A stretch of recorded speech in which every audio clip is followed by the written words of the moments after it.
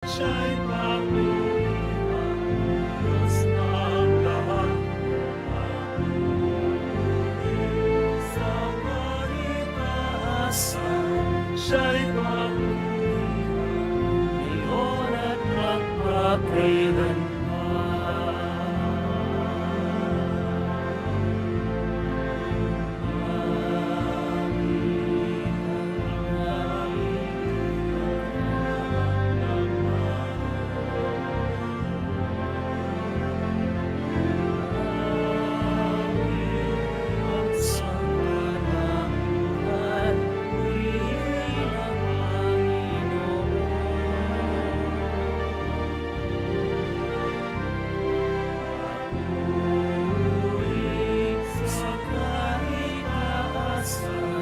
Siya'y kapurihan, Diyos ang lahat po, papuri sa kaitaasan. Siya'y kapurihan, ngayon at magpakailanman.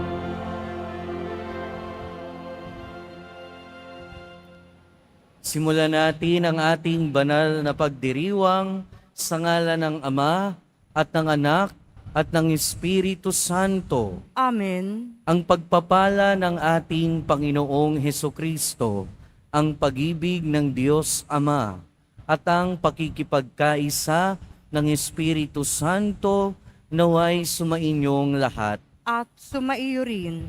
Mga kapatid, nang ibigay ni Jesus ang sarili sa atin bilang tinapay ng buhay, hangad niyang maranasan natin ang ganap na kaligayahan ng buhay. Maranasan nawa natin ang kaligayahang ito tuwing dumudulog tayo sa hapag ng Diyos sa pagdiriwang ng misa. Sa hamak na anyo ng tinapay at alak, ibinigay ni Hesukristo ang kanyang sarili sa atin. Tanggapin natin siya ng buong paggalang at pananampalataya, at pahintulutan natin siyang baguhin tayo upang maging tunay na kawangis niya. At upang tayo ay maging marapat gumanap sa banal na pagdiriwang, aminin natin at pagsisihan ang ating mga kasalanan.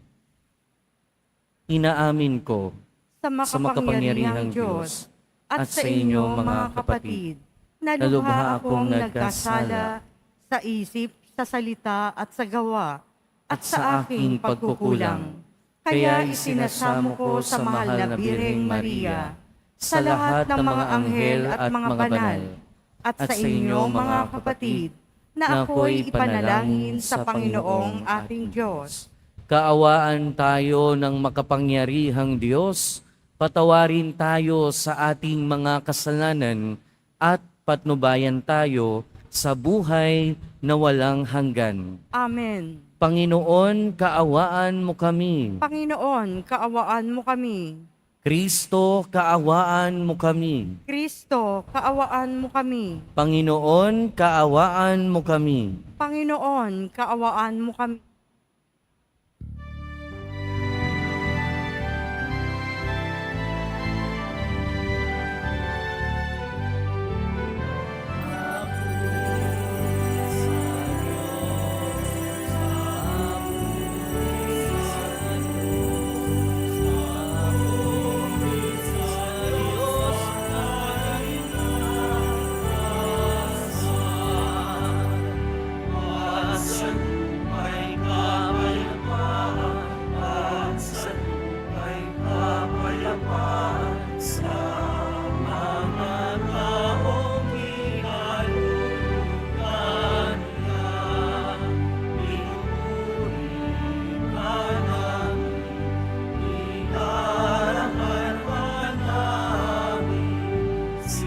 Sambahan namin, ipinagulitan namin, pinasasalamatan namin, dahil sa dakilang ng kinaguluhan, Panginoong Diyos. Amin ang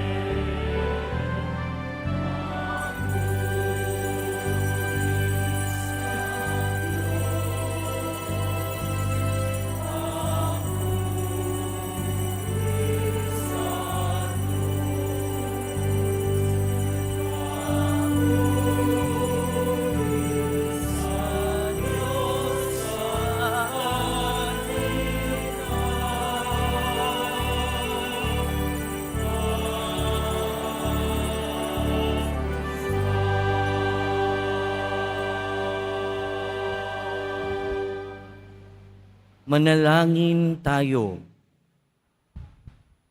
Ama naming makapangyarihan, lingid sa aming paningin ang mga inihanda mo para sa mga nagmamahal sa iyo.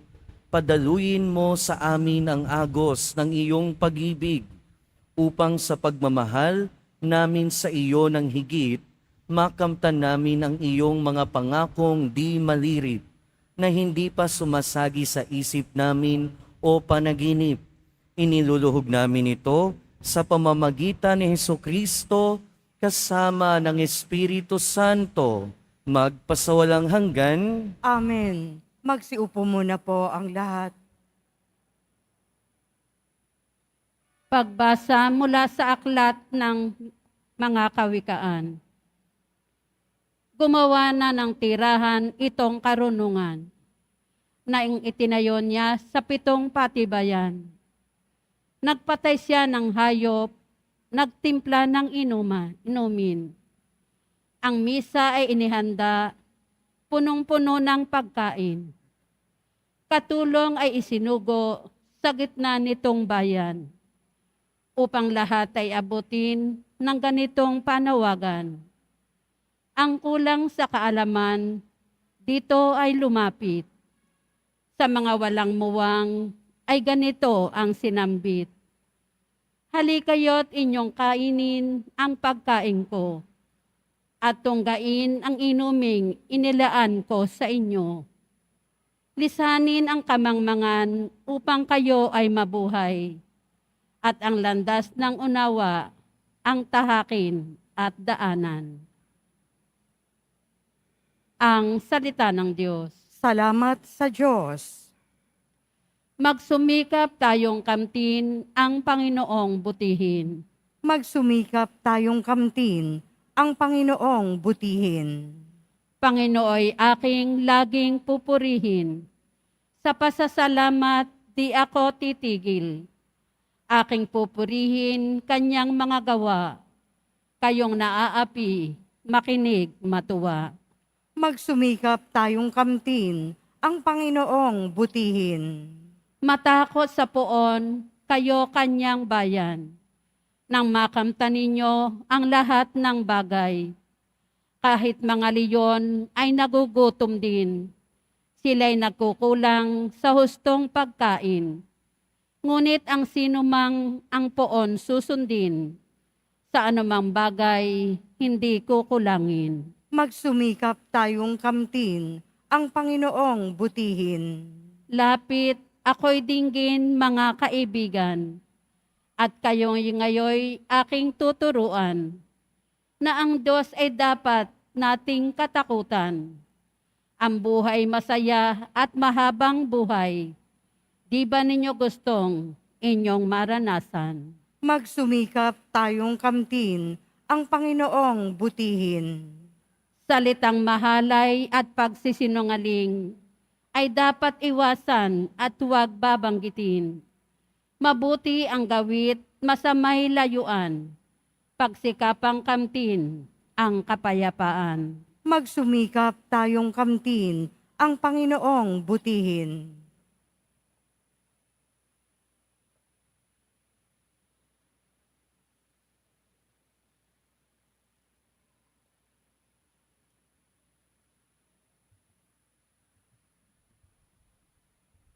Pagbasa mula sa sulat ni Apostol San Pablo sa mga taga-Epeso.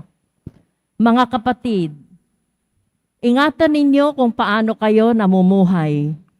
Mamuhay kayong tulad ng matatalino at di tulad ng mga mangmang, sapagkat masama ang takbo ng daigdig. Samantalahin ninyo ang bawat pagkakataon na kayo'y makagawa ng mabuti. Huwag kayong mga hangal. Unawain ninyo kung ano ang kalooban ng Panginoon. Huwag kayong maglalasing, sapagkat nakasisira iyan ng maayos na pamumuhay. Sa halip, ay sikapin ninyong mapuspos kayo ng Espiritu Santo. Sama-samang ipahayag ang inyong damdamin sa pamamagitan ng mga salmo, mga imno, at mga awiting espiritual. Buong puso kayong umawit at magpuri sa Panginoon. Lagi kayong magpasalamat sa Diyos at Ama dahil sa lahat ng bagay. Sa pangalan ng ating Panginoong Hesukristo. Ang salita ng Diyos. Salamat sa Diyos. Magsitayo po ang lahat.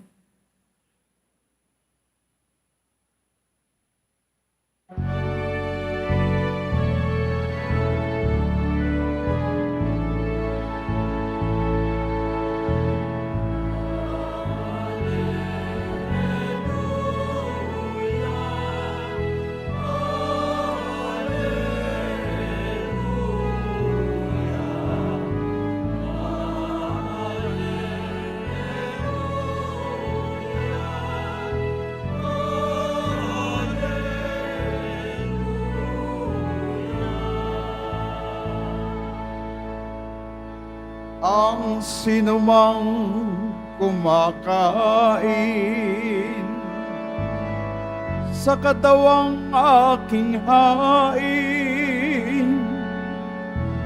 ay nananahang sa akin.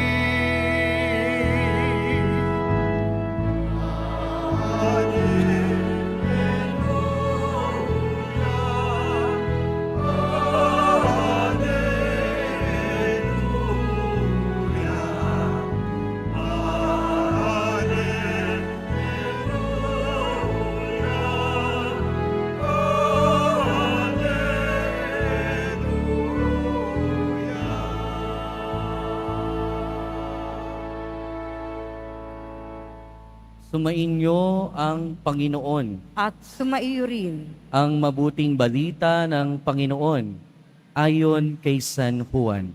Papuri sa iyo, Panginoon. Noong panahong iyon, sinabi ni Jesus sa mga tao, "Ako ang pagkaing nagbibigay buhay na bumaba mula sa langit. Mabubuhay magpakailanman ang sino mang kumain nito. At ang pagkaing ibibigay ko sa ikabubuhay ng sanlibutan ay ang aking laman." Dahil dito nagtalo-talo ang mga Hudyo. Paano maibibigay sa atin ng taong ito ang kanyang laman upang kanin natin? Tanong nila. Kaya't sinabi ni Jesus, "Tandaan ninyo, malibang kanin ninyo ang laman ng anak ng tao at inumin ang kanyang dugo, hindi kayo magkakaroon ng buhay. Ang kumakain ng aking laman at umiinom ng aking dugo ay may buhay na walang hanggan. At muli ko silang bubuhayin sa huling araw, sapagkat ang aking laman ay tunay na pagkain at ang aking dugo ay tunay na inumin. Ang kumakain ng aking laman at umiinom ng aking dugo ay nananahan sa akin at ako sa kanya. Buhay ang amang nagsugo sa akin at ako'y nabubuhay dahil sa kanya. Gayon din naman, ang sino mang kumain sa akin ay mabubuhay dahil sa akin. Ito ang pagkaing bumaba mula sa langit. Ang kumakain nito'y mabubuhay magpakailanman. Hindi ito katulad ng kinain ng inyong mga magulang sa ilang. Namatay sila, bagamat kumain niyon. Mga kapatid, ang mabuting balita ng Panginoon. Pinupuri ka namin, Panginoong Yesukristo. Magsiupo muna po ang lahat. Welcome po sa Minor Basilica and National Shrine of Jesus Nazareno at magandang umaga sa inyong lahat. Walang kabuhay-buhay. Hindi talaga maganda yung umaga nyo. Pero hindi na nakakagulat yan. Naalala ko, nung pinalabas ako ng seminary way back 2009, hindi na ako nagulat din kasi ine-expect ko naman na. Ang mas nakakagulat ay yung na-accept na ako nung 2013, pabalik ng seminaryo. Kasi hindi ko talaga ine-expect. Pero malamang mas higit pa dyan yung pagkagulat ng mga Hudyo sa sinabi ng ating Panginoong Hesukristo. Mga kapatid, tayo ngayon ay nasa ika-4 na bahagi na nung diskurso tungkol sa tinapay na nagbibigay buhay. Ibig sabihin, isang buwan na natin pinag-uusapan ang tungkol sa Eukaristiya, ang tungkol sa ating Panginoon bilang tinapay na nagbibigay buhay. Ewan ko na lang kung hindi pa yan mag-sink in sa atin. Kaya siguro yung iba, inaantok na agad. Kaya siguro yung iba talagang parang ayaw nang makinig. Pero anyway, gulat na gulat yung mga Hudyo, no? Talagang shock sila. Ikaw ba naman, di ba?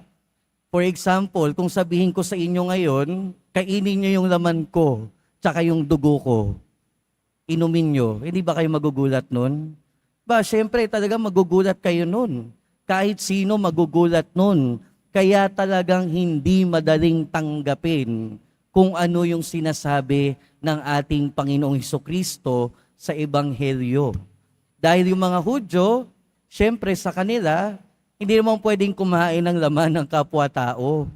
Dahil syempre, literal yung pagkakaintindi nila sa sinasabi ng ating Panginoon.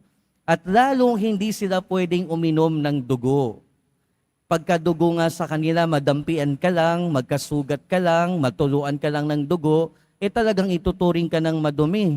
Hindi ka pwedeng makisalamuha sa kapwa Hudyo, hindi ka pwedeng pumunta sa templo, magiging outcast ka until pagkalubog ng araw. Kaya nung sinasabi ng ating Panginoon, na kanin nyo ang aking laman at inumin ang aking dugo, aba talagang shock silang lahat. Pero mga kapatid, sa mga panahon na ito, hindi pa naman naiintindihan ng mga Hudyo kung ano yung sinasabi ng ating Panginoon. Kung babalikan natin yung ating mga pagbasa noong nakaraang 4 na linggo at meron pa ring umaalingaw-ngaw ngayon, sa bandang huli ng ating pagbasa, narinig natin sinabi ng ating Panginoon, hindi ito katulad ng kinain ng inyong mga magulang sa ilang. Namatay sila bagamat kumain yun. At ang sinasabi dito ng ating Panginoon ay yung mana, yung tinapay na mula sa langit. At yung mga Hudyong nakikinig sa ating Panginoon ay nag-e-expect pa rin ng mana na ipapakain sa kanila ng ating Panginoong Hesukristo. Dahil tandaan natin, nangyari itong pangyayaring ito pagkatapos mapakain yung 5,000.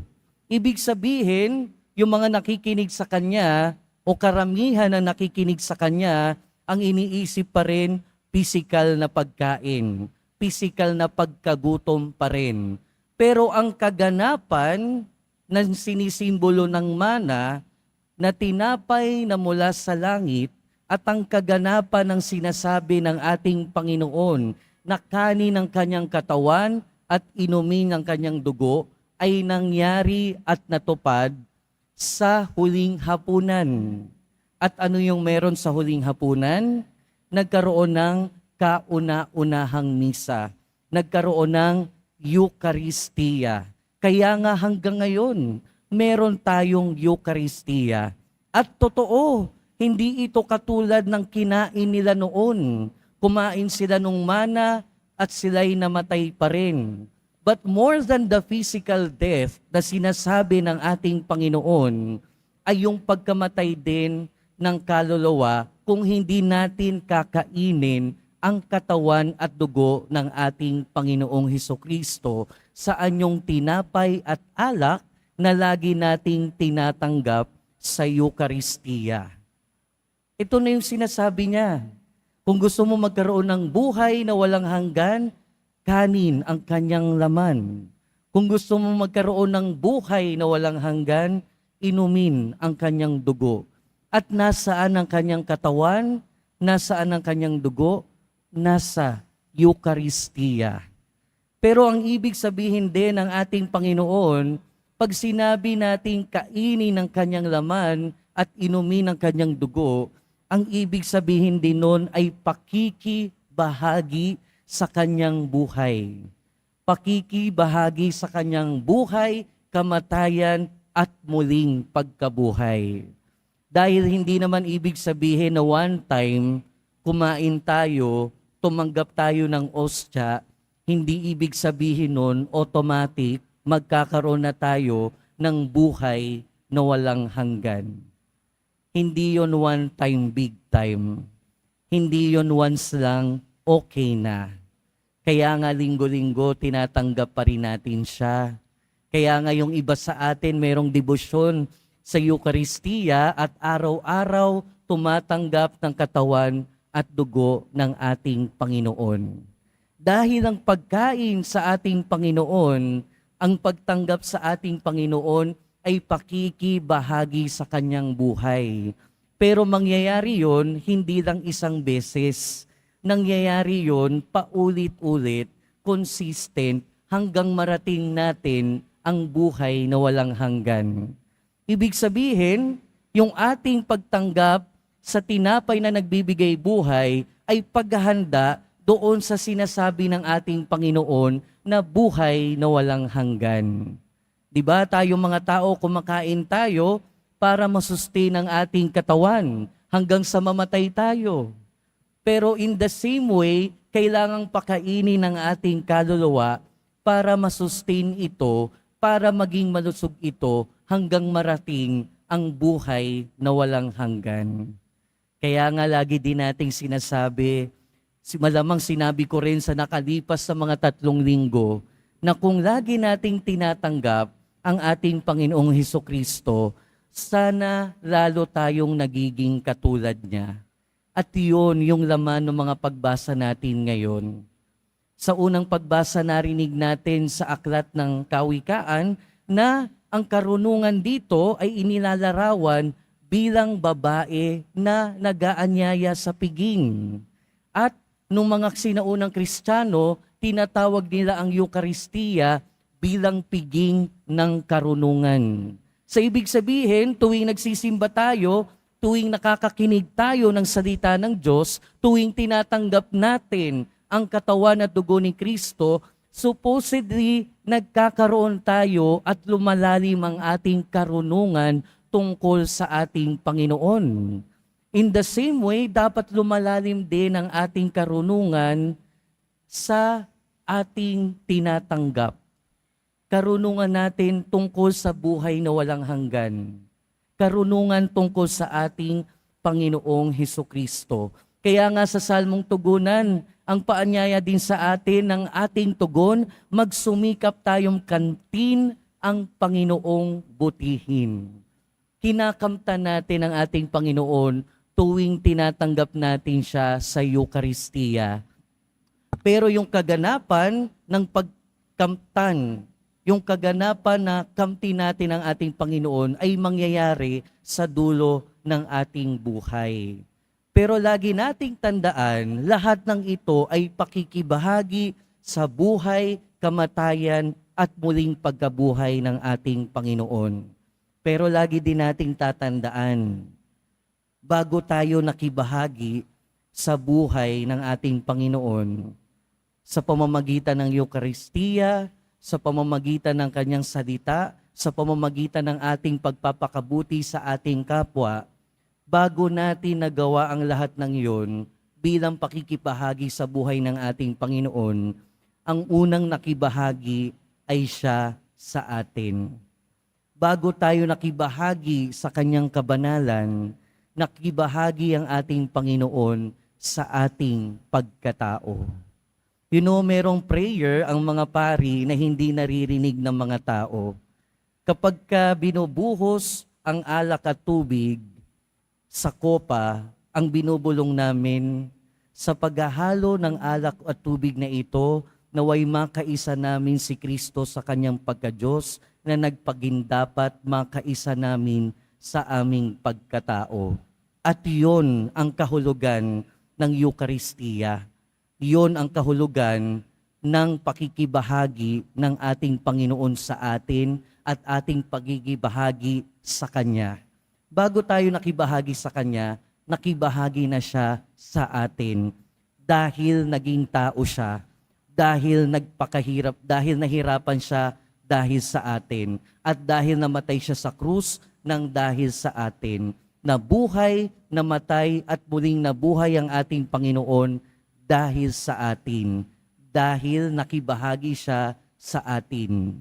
At kung ginawa niya ng lahat ng pakikibahagi sa atin, ginagawa niya pa rin patuloy ang pakikibahagi sa atin. Ngayon, tayo naman ang inaanyayahan, makibahagi tayo sa Kanya. At ang pakikibahagi na to ay magagawa natin kung tutularan natin ang Kanyang kabutihan at malasakit sa kapwa na pinakita niya. At ang pakikibahagi na ito sa Kanya ay mangyayari kung lagi nating tatanggapin siya sa Eucharistia. At mangyayari ito, yung kaganapan ng pakikibahagi na ito sa Kanya kung mararating natin ang Kanyang kaharian sa dulo ng ating buhay. Amen. Magsitayo na po ang lahat at ating ipahayag ang ating pananampalataya. Sumasampalataya ako Sa Diyos amang makapangyarihan sa lahat, na may gawa ng langit at lupa. Sumasampalataya ako kay Hesukristo, iisang anak ng Diyos, Panginoon nating lahat.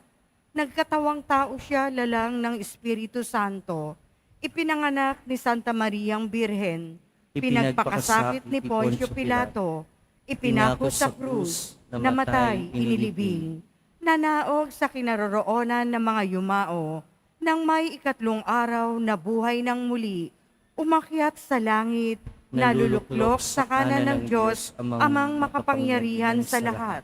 Doon magmumulang paririto at hukom sa nangabubuhay at nangamatay na tao.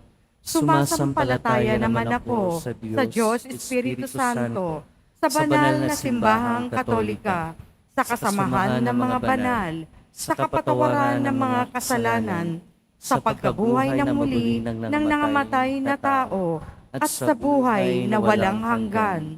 Amen. Mga minamahal kong kapatid, sa Eucharistia, ibinibigay ni Jesus ang Kanyang katawan at dugo bilang pangako ng buhay na walang hanggan. Idalangin natin sa Ama na maisabuhay natin ang pagliligtas ni Kristo at buong tiwala nating sabihin, Panginoon, dinggin mo ang iyong bayan. Panginoon, dinggin mo ang iyong bayan. Tulad ni Kristo, taos-puso nawang maialay ng Santo Papa, mga obispo, mga pari at mga diakono, ang kanilang buhay sa taos-pusong paglilingkod sa lahat ng tao. Manalangin tayo. Panginoon, dinggin mo ang iyong bayan. Maging matatag nawa ang mga namumuno sa pamahalaan sa kanilang mahusay at tapat na paglilingkod sa bayan. Manalangin tayo. Panginoon, dinggin mo ang iyong bayan. Makakita nawa ang mga may sakit, mga biktima ng karahasan, at mga naghihikahos ng pag-asa at biyaya sa pamamagitan ng banal na Eucharistia. Manalangin tayo. Panginoon, dinggin mo ang iyong bayan. Maging karamay nawa tayo ng mga nais magbalik loob sa Diyos at tanggapin natin sila sa pamayanan ng buong pagmamahal at walang panghusga. Manalangin tayo. Panginoon, dinggin mo ang iyong bayan. Makita nawa natin ang kaugnayan ng pagdiriwang ng misa sa ating buhay, kung paanong tinatanggap natin si Kristo, maibahagi din nawa natin siya sa ating kapwa. Manalangin tayo. Panginoon, dinggin mo ang iyong bayan. Ama naming mapagmahal, dinggin mo ang panalangin ng sambayanang pinalalakas mo sa banal na Eucharistia. Ipagkaloob mo ang aming mga kahilingan sa pamamagitan ng iyong anak na aming Panginoon. Amen. Magsiupo muna po ang lahat.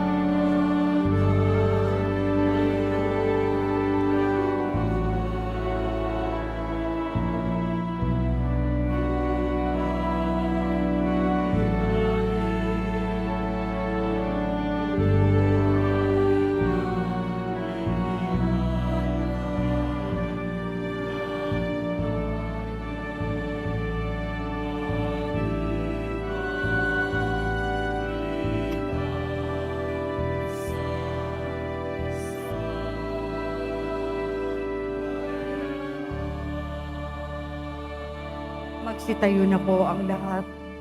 Manalangin kayo mga kapatid upang ang paghahain natin ay kalugdan ng Diyos amang makapangyarihan. Tanggapin nawa ng Panginoon itong paghahain sa iyong mga kamay, sa kapurihan niya at karangalan, sa ating kapakinabangan at sa buong sambayanan niyang banal. Ama naming lumikha, tanggapin mo ang mga alay upang maganap ang pagpapalitan ng iyong kaloob at ng aming handog sa aming paghahain na iyo na ring ibinigay para kami maging marapat na iyong paunlakan sa pamamagitan ni Jesucristo kasama ng Espiritu Santo magpasawalang hanggan. Amen. Sumainyo ang Panginoon. At sumaiyo rin. Itaas sa Diyos ang inyong puso at diwa. Itinaas na namin sa Panginoon. Pasalamatan natin ang Panginoong ating Diyos. Marapat na siya ay pasalamatan. Ama naming makapangyarihan, tunay ngang marapat na ikaw ay aming pasalamatan sa pamamagitan ni Jesucristo na aming Panginoon. Sa dakilang pagtubos niya sa amin, ang kasalanan at kamatayang aming pasanin ay binalikat niya upang kami palayain at maitampok sa iyong luningning. Siya ang nagtanghal sa amin bilang liping hinirang, pari at haring lingkod sa iyong kamahalan. Mula sa kadiliman kami iyong tinawag upang makasapit sa iyong liwanag. Bilang iyong angkang may tungkuling maglahad ng iyong dakilang pag-ibig sa lahat. Kaya kaysa ng mga anghel na nagsisiawit ng papuri sa iyo, nang walang humpay sa kalangitan, kami nagbubunyi sa iyong kadakilaan.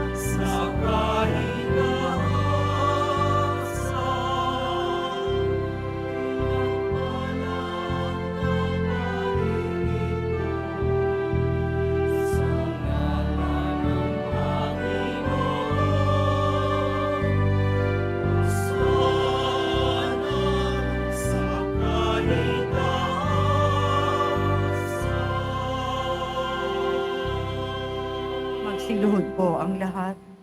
Ama naming banal, ikaw ang bukal ng tanang kabanalan. Kaya't sa pamamagitan ng iyong Espiritu, gawin mong banal ang kaloob na ito upang para sa amin maging katawan at dugo ng aming Panginoong Hesukristo. Bago niya pinagtiis ang pusang loob na maging handog, hinawakan niya ang tinapay, pinasalamatan kaniya, pinaghati-hati niya iyon, iniabot sa kanyang mga alagad at sinabi, "Tanggapin ninyong lahat ito at kanin.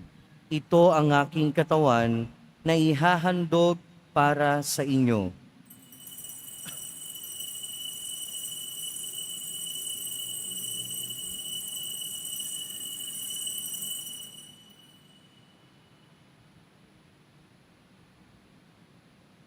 Gayun din naman nung matapos ang hapunan, hinawakan niya ang kalis, muli kanyang pinasalamatan. Iniabot niya ang kalis sa kanyang mga alagad at sinabi, "Tanggapin ninyong lahat ito at inumin. Ito ang kalis ng aking dugo, ng bago at walang hanggang tipan. Ang aking dugo na ibubuhos para sa inyo at para sa lahat, sa ikapagpapatawad ng mga kasalanan. Gawin ninyo ito sa pag-alala sa akin."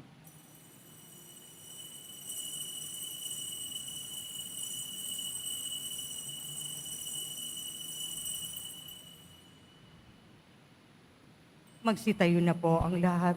Ipagbunyi natin ang misteryo ng pananampalataya.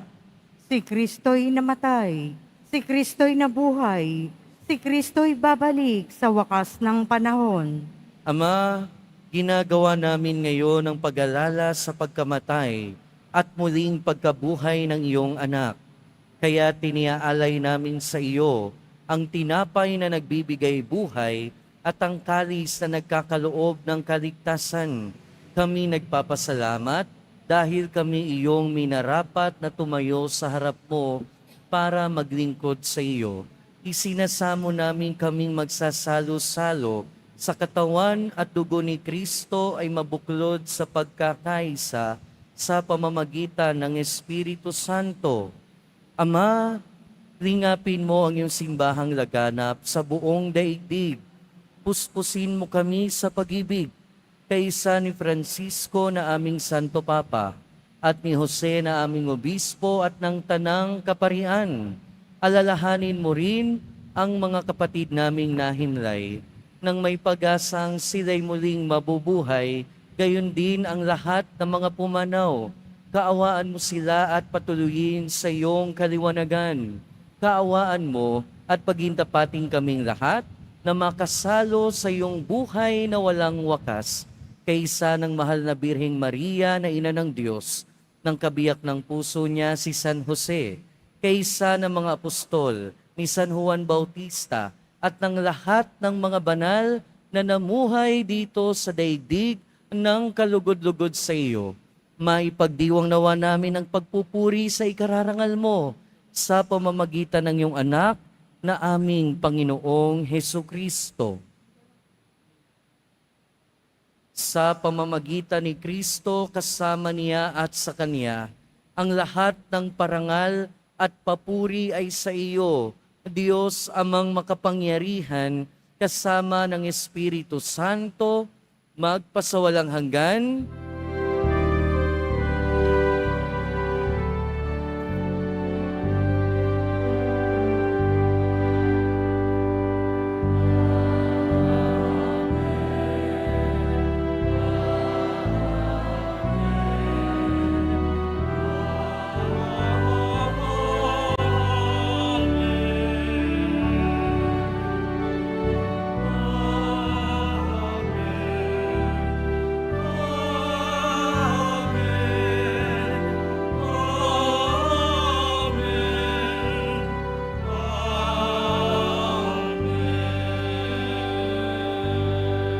Sa tagubili ng mga nakagagaling na utos at sa turo ni Jesus na Panginoon natin at Diyos, ipahayag natin ng lakas loob.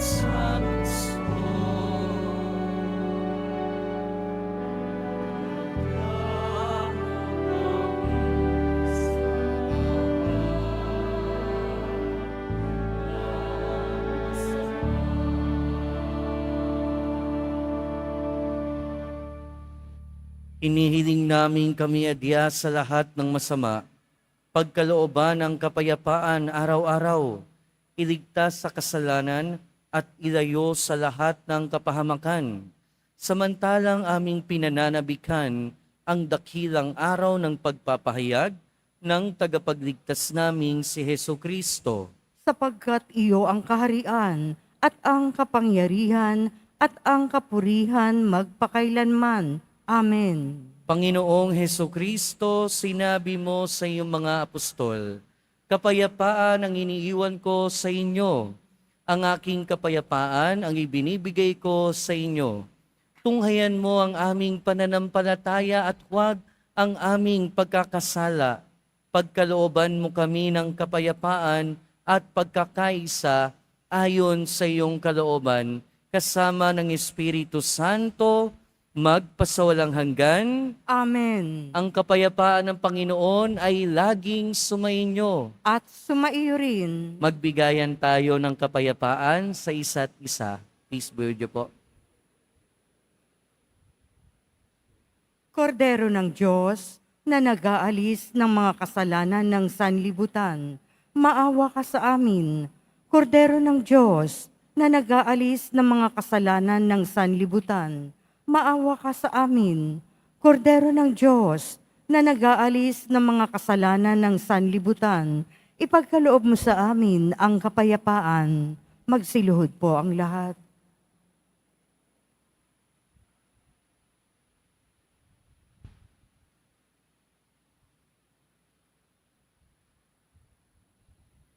Ito ang kordero ng Diyos. Ito ang nag-aalis ng kasalanan ng sanlibutan. Mapalad ang mga inaanyayahan sa kanyang piging. Panginoon, hindi ako karapat-dapat na magpatuloy sa iyo, ngunit sa isang salita mo lamang ay gagaling na ako.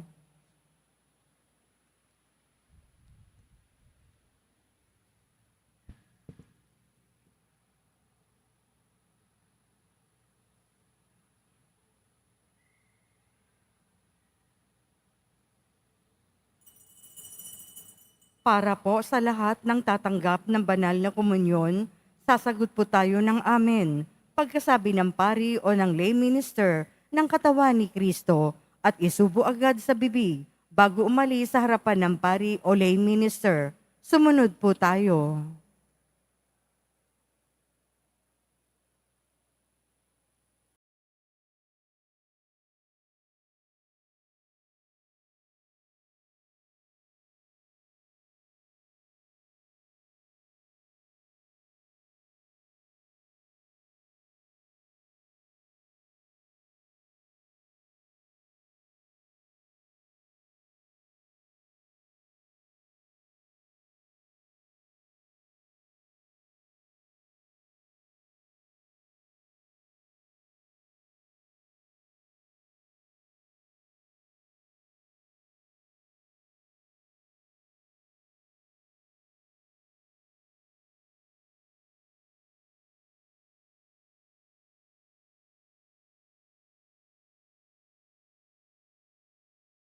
Magsitayo na po ang lahat.